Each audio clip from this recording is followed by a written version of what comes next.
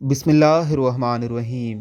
बिस्तर पर अगर 3 मरतबा ये दुआ पढ़ लें, रसूल करीम सल्लल्लाहु अलैहि वसल्लम ने फरमाया, जो शख्स बिस्तर पर जाते वक्त 3 बार ये कलिमात पढ़े तो उसके गुनाह बख्श दिए जाएंगे, अगरचे समंदर की जाग के बराबर हों, या रेत के टीले या दरख्तों के पत्तों के बराबर, या याम दुनिया के बराबर हों। अस्तगफिरुल्लाहल-अज़ीम अल्लज़ी ला इलाहा इल्ला हुवल हय्युल क़य्यूम व अतूबु इलैह।